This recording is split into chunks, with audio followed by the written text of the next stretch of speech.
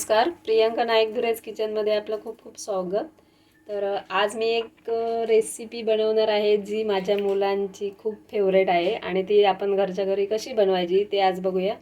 तर त्यासाठी हे मी कुकरमध्ये 1 लिटर फुल क्रीम दूध घेतलं आहे, म्हणजे म्हशीचं दूध घेतलं आहे आणि ते फास्ट गॅसवर ठेवलेलं आहे गरम करायला. आणि आता दाखवते तुम्हाला पनीर कसं बनवायचं ते. तर आता हे दुधाला उकळी आली ना की मग लिंबूचा रस टाकायचा. आता मी उकळी येण्यासाठी ठेवलेलं आहे. दुधाला उकळी येईल तोपर्यंत हे मी अर्ध लिंबू कापून घेतलं आहे. अर्ध लिंबू घेतलं आहे, इडं लिंबू आहे ते. आता पिळून घेऊया. यायच्या अगोदर असं ढवळायचं, म्हणजे उकळी आल्यावर मग साय वेगळी व्हायला नाही पाहिजे, म्हणून असं ढवळायचं. हे बघा, अशी उकळी आली की आता हे लिंबूचा रस आहे तो टाकायचं आणि ढवळायचं. पनीर तयार झालं आहे. आणि पनीर झालं आहे हे कसं ओळखायचं, तर हे पाणी, हे बघा क्लिअर पाणी आलं म्हणजे पनीर तयार झालं आहे. आता गॅस लगेच बंद करायचा. जास्त वेळ उकळत ठेवलं ना तर पनीर मग कडक होतं. हे आता लगेच गाळून घेऊया. एक पातेलं घेतलं आहे व त्यावर हा नॅपकिन ठेवला आहे आणि अशा पद्धतीने हे पनीर आता गाळून घेऊया.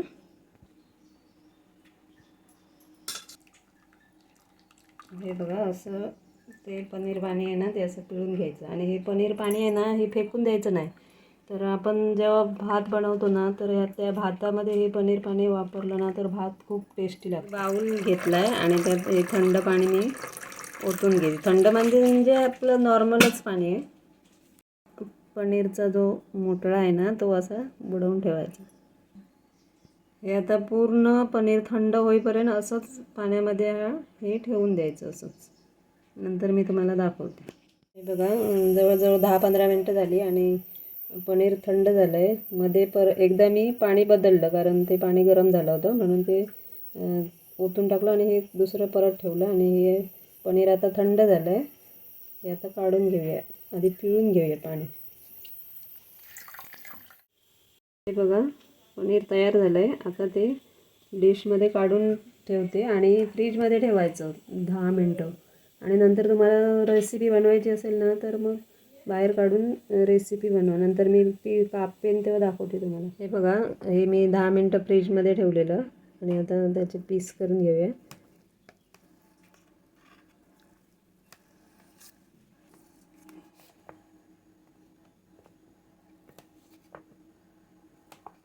हे बघा, अशा पद्धतीने 1 लिटरचं 200 ग्रॅम पनीर झालेलं आहे. आणि बाहेरून भेसळयुक्त पनीर आणण्यापेक्षा आपण घरीच असं बनवून त्याच्या रेसिपी बनवल्या तर खूप मस्त.